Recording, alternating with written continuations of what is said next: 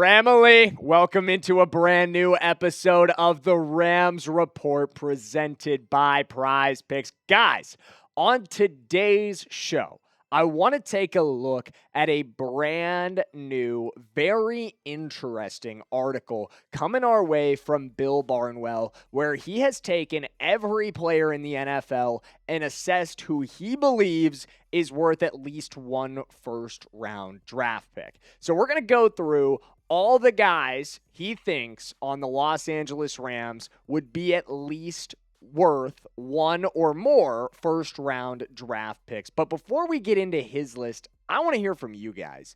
Even though I think at this point it's pretty unlikely the Rams are going to make any outgoing trades, which Ram do you think has the most trade value?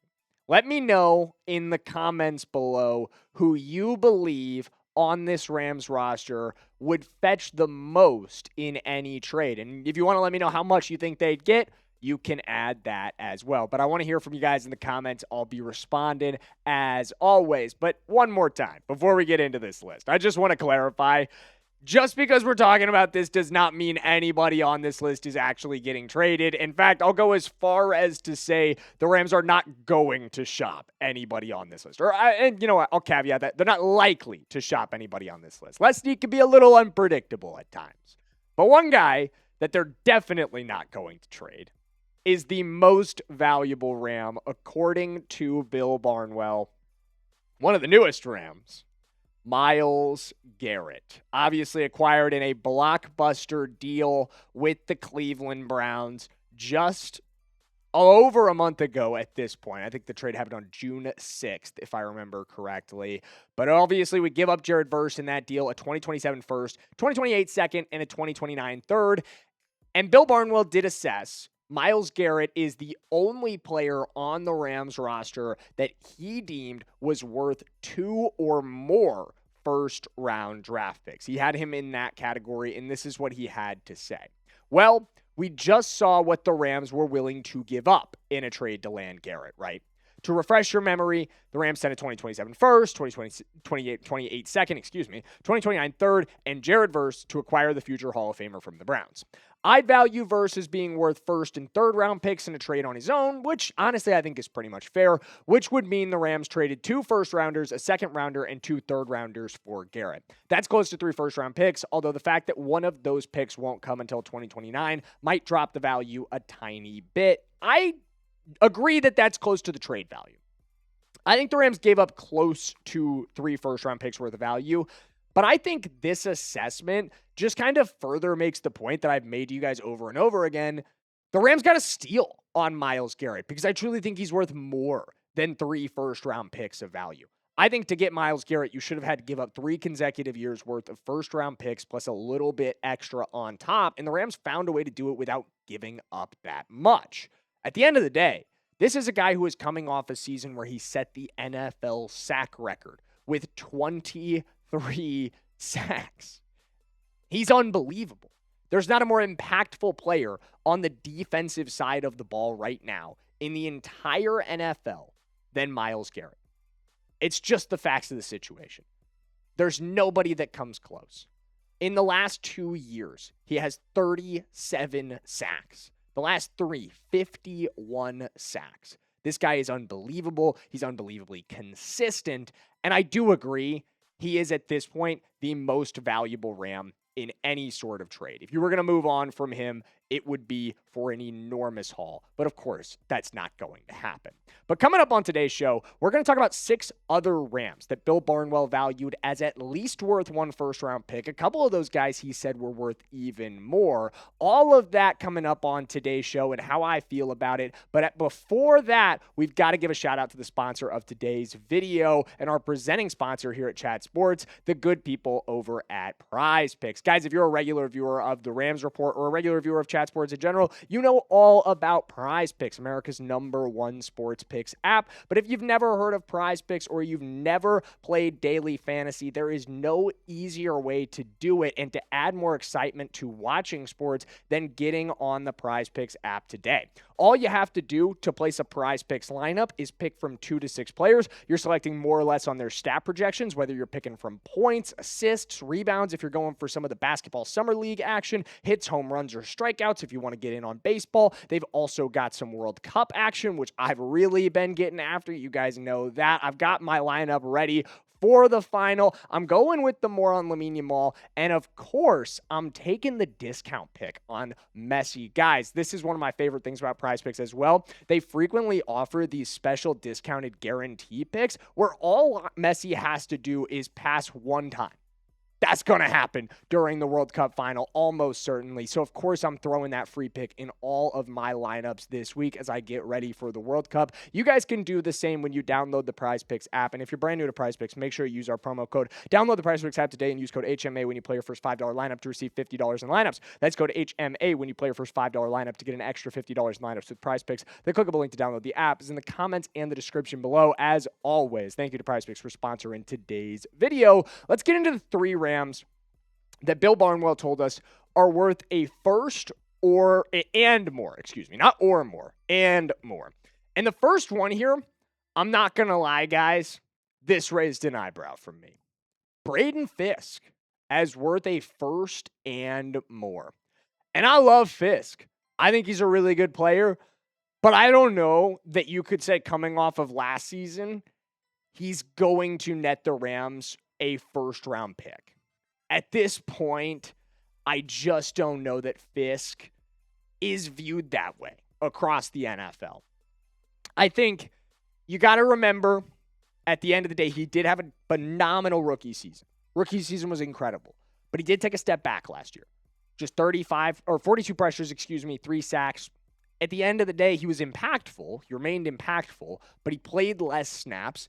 And he didn't have the same level of impact as a pass rusher as he did in his first year. Maybe a late first-round pick, but I think more likely you're looking at a second or a third for Braden Fisk at this point, even when you consider he's still got 2 years left on his rookie deal, which of course adds to the value. I think it's most likely you'd see a second-rounder for him. I find it hard to get to first and more with Braden Fisk, which puts him, for Barnwell, in the same category as someone I'm sure a lot of you guys are waiting on in the video like this. Like, where is he? Puka.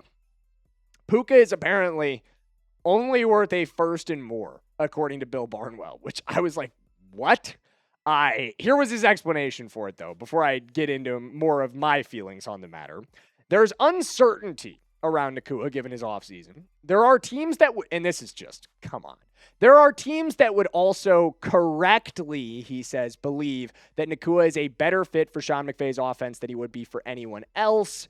With that being said, his incredible efficiency as a receiver, toughness, working in the middle of the field, ability to separate at the top of routes, and truly elite blocking by wide receiver standards would make him a valuable contributor in any offense. I get your point. McVay is obviously the best play caller in the NFL. I think you could make the point that everybody would be at their best in Sean McVay's scheme, but I really don't like what feels like a subtle dig at Puka's talent, being like, I don't know that other teams would be that confident in him performing in their scheme. Come on, man. This guy is easily worth 2 firsts and more. Last year, he asserted himself as a top 3, undeniably, for everybody in this league. For me, he is the #1 receiver in the NFL. You guys know that. But I don't think you can be a reasonable person and tell yourself that Puka Nacua is not a top 3 receiver in the league, coming off of a season where he was just unstoppable, where he takes on the best defenses in this league and cooks them. 1,700 yards last season in 16 games, one of which he missed the second half in. Or at least a couple quarters. I don't know if he was out for the entire second half, off the top of my head. But like basically 15 full games. And he goes for 1,700 yards. He's as good as it gets right now at the receiver position in the NFL. I know he is on a 1-year deal essentially, and anybody trading for him would have to factor that into the equation. But you are looking to get at least 2 firsts and a little bit extra if you were ever, and you're not, going to move off of Puka Nacua. Just ridiculous to suggest otherwise. Lastly, Kobe Turner. This feels about right. I will say this feels about right for me. I think like maybe even just a first straight up might get the deal done for Kobe Turner at this point because the contract situation, it complicates things for him. I think, like, again, you're dealing with one of the best defensive tackles in our game today, someone who is as impactful as a pass rusher as anybody from the interior, but he's also on the last year of his rookie contract. So anybody trading for him is factoring in the fact that, hey, I mean, there's a decent chance we could just get this guy on the open market. There is a chance that if the Rams are willing to trade him, they're also willing to let him walk. So, again, that's going to affect the value in a trade there. But, of course, the Rams are not going to let Kobe Turner walk or trade him once again. Lastly, and this is where things just get a little wonky for me, first rounder only, he has Trent McDuffie, Matthew Stafford, and Byron Young. And this feels like an undervalue of all three of these guys. Trent McDuffie, to start, we just gave up more than a first-round pick for him. At the end of the day, like, you base your assessment of the Myles Garrett trade off of the trade that was made. Logically so. Duh. But then with McDuffie, you don't? Like, I don't know. At the end of the day, Trent McDuffie feels at least worth a first and more. He should have been in that category for me because that is what was traded for him. He was we gave him a late first, the 29th overall pick, a 2027 third, and a fifth and a sixth. Like, at the end of the day, it just doesn't make sense for him to be like, the Myles Garrett trade was this value, so that's the value that we're going to assign, but for Trent McDuffie, we're just going to use completely different rules. Like, what are we doing? We got to play by a consistent standard. And then for Stafford, at the end of the day, I get it, he's 38 years old, but he's also the reigning MVP. Like, I think there are teams that would give up more than a first-round pick if there was a realistic chance of acquiring Matthew Stafford. And Byron Young has 2 seasons of double-digit sacks. Again, expiring contract, but I think you're giving up a first and at least a day 3 pick to acquire somebody like him. Just continued disrespect for this Rams roster in a lot of ways. People not really seeing the true value of everybody across the board here. Feels like Myles Garrett got a little bit of respect, but at the end of the day, people are just not seeing that this team is truly the best in the NFL. This roster is the best in the NFL. And if you agree with me, subscribe to the Rams Report because we've got a lot more coverage of this roster. I am so excited to see it take the field coming up in just under a month, guys. We are under a month away from the preseason getting going, so make sure you are subscribed, make sure you're locked in, and I will see you guys in the next one.